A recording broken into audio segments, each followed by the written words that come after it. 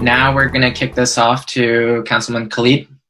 But there's been a lot of talk, right, about why Bernie didn't do well in the South and Bernie didn't do well with Black voters. Many people can't believe what Bernie's promising because they haven't seen politicians deliver the basics in their own communities. And this is why local elections matter. I wrote a tweet about this. It got a lot of likes. But as socialists, we're trying to get people to believe that government can do these big things. But there's a saying in the Bible that when you prove that you can be faithful over a few things, you'll be put in charge of many things. And this is why we have to get more people elected at the local level. Here's a perfect example. This is the city of South Fulton's 2020 budget. This was our proposal. It looks pretty much like every other city's budget looks. 40 to 60% of every city and county budget is spent on public safety, AKA police and fire. At the federal level, we talk a lot about ending endless wars and dismantling the military industrial complex. But I believe one of the best ways to prove that tanks and bombs and battle carriers don't make us any safer is to prove that at the city level. And it's to prove that every dollar that we spend on tanks and SWAT teams in our city streets is a dollar we can't spend on schools and job programs. Now, discussing like tax allocation districts and garbage collection isn't really sexy. I know as socialists, we're really into theory, and you're not gonna, on city council, get to have a lot of debates about like Marxism and materialist conception. But this is where you put those theories into practice. I talk to my residents every day about universal basic income and canceling rent. But really, what they first want to know is, can we get speed bumps in the neighborhood? Can we get our sidewalks finished? I have constituents like Miss Jill, who's probably watching this and texting me right now, congrats on your little town hall with AOC, but did we get the trash picked up today at the shopping center? Because we've had this trash issue, and Miss Jill, I am on it. A lot of comrades I know will say, well, you know, Bernie lost again and I'm done with politics. Let me tell you why that really don't work for Black folks. This is America's latest lynching. If you haven't heard about it, you will. I'm not going to show this horrible video. It's all over the place. This man, Ahmaud Arbery, was jogging in his own neighborhood, unarmed, and he was chased in a truck by these white guys and gunned down in the street. Now, the DAs who will decide whether to prosecute these murderers and the judges who will judge the trial in Georgia, all of those people are elected. They are on these local ballots that we're getting in June and in November. And personally, I'm sick and tired of just protesting when these guys get off. I want the folks responsible for giving them a slap on the wrist to lose their jobs. And the races where these people win or lose are decided by a few hundred votes, sometimes 10 or 20 votes. That's a couple of days of phone calling in your local DSA chapter. And it's like that all around the country. Now, I know DSA has a desire to run their own candidates. Like we have that in our chapter. We want to promote DSA candidates.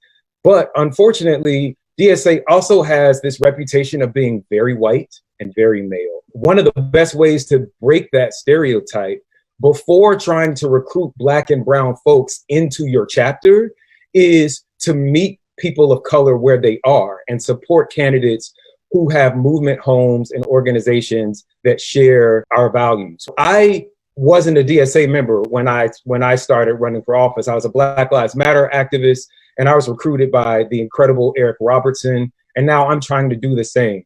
So there are people like Devin Barrington Ward, who's running for state senate. He worked with organizations like Southerners on New Ground, BYP 100, and Solutions Not Punishment Coalition to close the Atlanta jail and end cash bail in Atlanta. We did that. He did that. Mocha Johnson, she's running for State House in Athens.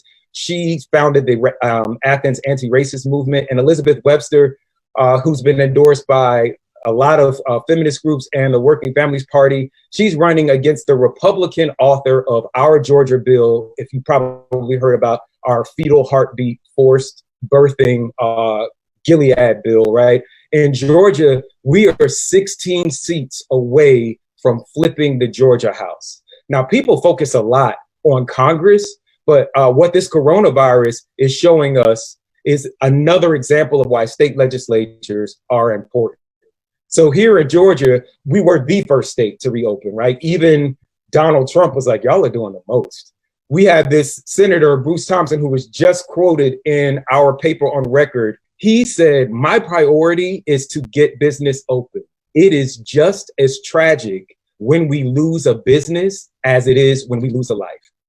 But if nothing else convinces you, if all of those things aren't convincing enough, the reason that if you're still interested in national politics, I want to close with this. In our 50 states, there are 99 state legislatures altogether. 86 of those chambers are holding elections this year. And the people who win those seats will draw the voting maps we use for the next 10 years. They're going to draw the voting maps that we use for Congress, and they're also the voting maps that we use for our state house races. And so this is why local elections matter. And so with that, I'm going to turn it over to the best proof that we have that local elections matter, our favorite Congressperson, Alexandria Ocasio-Cortez.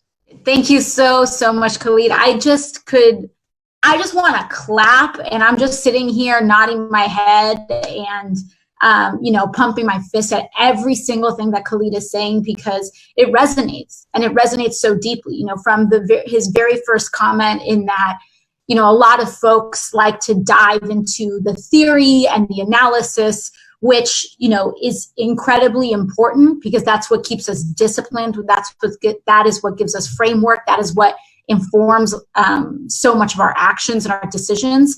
Ultimately, we have examples in history of when Democratic Socialists were extraordinarily successful in the United States, which was the late 1800s and early 1900s. And this is when we ended child labor in the country. This is when labor movements created weekends. This is when we established 40-hour work weeks. And this is when we had about 1,000 socialists elected to office in the United States at all different levels. This is American history, and this is the history that we are not taught in school. But when you actually look at the efficacy of Democratic Socialists and elected Democratic Socialists in the United States, they were often called sewer socialists. That's what they called us. And it was originally a pejorative term. But the reason they called us sewer socialists is exactly what Khalid was talking about, is because we had some of the best public systems, some of the best public and the cleanest and most efficient public systems locally and on the municipal level were where Democratic Socialists have been elected. They were trusted to be independent from local political machines. They were trusted to not be corrupt and not be corrupted or corruptible. And as a result, so much of their action was directly and intensely focused in the public interest. And that ultimately, that spirit of the sewer socialists, which is where your public systems and your sewers were clean, were efficient, and where people don't have to live in destitute conditions, although it was used as a pejorative term, that is what made duly elected Democratic Socialists in the history of the United States successful. And I can tell you it's the same exact thing that what Khalid is saying, is that especially in coronavirus, we're out here, we're at doors, we're talking about environmental racism, we're talking about Medicare for all, we're talking about a Green New Deal, but ultimately, all of that conversation, as important as it is window dressing to a lot of people whose immediate needs are, am I going to get a burial fund? Can I get medicine for my kids? And how am I going to eat tomorrow? And we have to be good at all of it.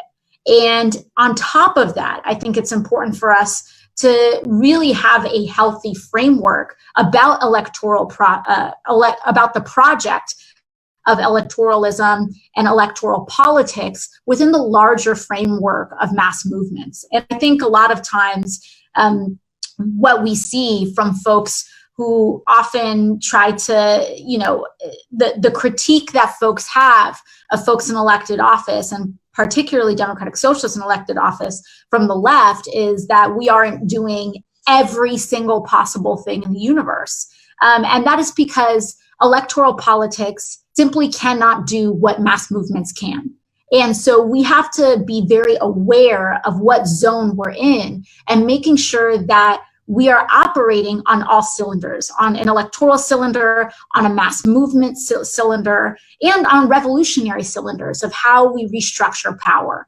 But I think one of the most important things that we can do, especially from the smaller local levels, which are much more impactful in everyday lives, Candy and Khalid, you both, and Brian, the three of you have much more power in terms of changing directly people's lives and impacting directly people's lives than even I do in terms of rezoning, challenging the actual decisions, because where a stop sign is located in your community does matter. And your relationship to that person with that power to make that direct change in your life matters. And it is revolutionary for the person who is being impacted.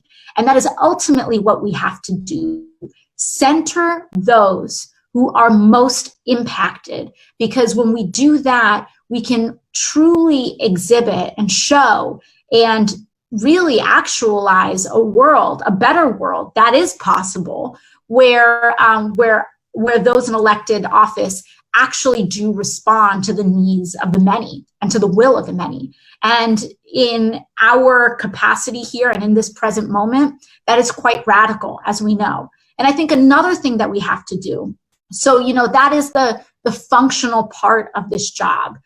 But there is that conversation about theory and about approach and about discipline that I think does come into play in a structured way. And that is when we talk about using the bullhorn that we do have and using the bully pulpits that we do have to elevate the general consciousness and to also help everyone who is paying attention develop the lenses of analysis necessary to actually analyze power and actually analyze the functions of power, capital, and the organization of power and capital, and how that is kind of developing and compounding in the United States. And when we are able to use those lenses to elevate the general consciousness, then what we do every time we add a small layer, it's kind of like when you go to class or when you go to school. There are folks that are going to yell and say, why don't you, go from 0 to 100 on the view or what have you. And it's because every time you go to school, right, you don't go to class once and then graduate with a degree. You go for many days at a time, slowly adding layers and layers upon layers.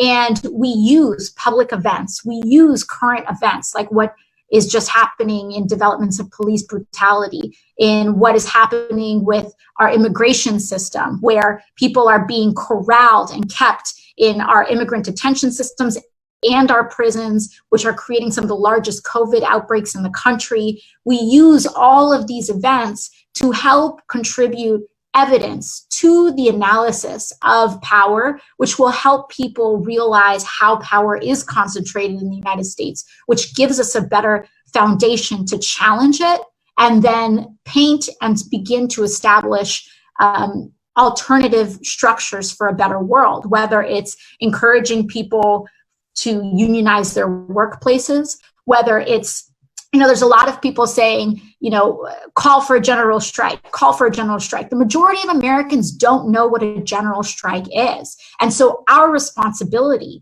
is to talk about it, expand consciousness about it, and to actually create the conditions in which working people can generate and really exercise their own power, the power that they already have for themselves. And so a lot of this is functional, tactical. How do we govern in a way that is best for everyday people? And how do we push our country forward to goals of guaranteed health care, to goals of whatever wide spectrum, to goals of challenging the fossil fuel industry, which is enormously powerful, as we know.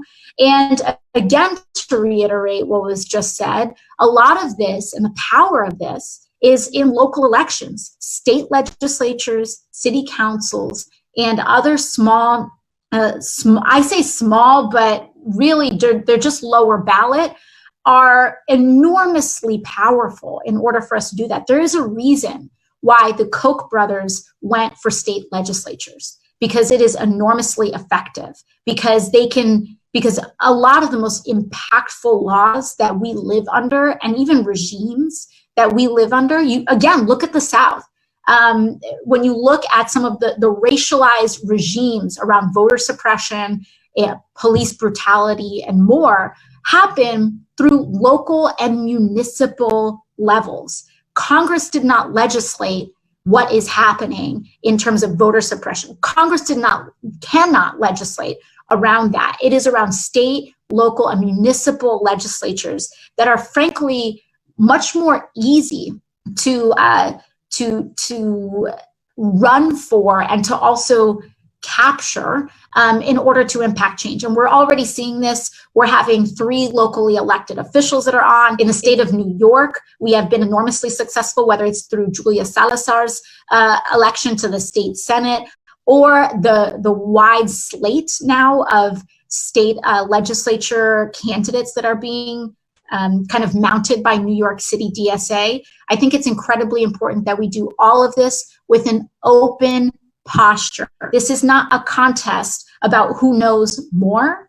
And if this is about making sure that we are really reaching out and making this the most inviting, exciting, and frankly promising way of politics that is most inspiring to the most amount of people in this country.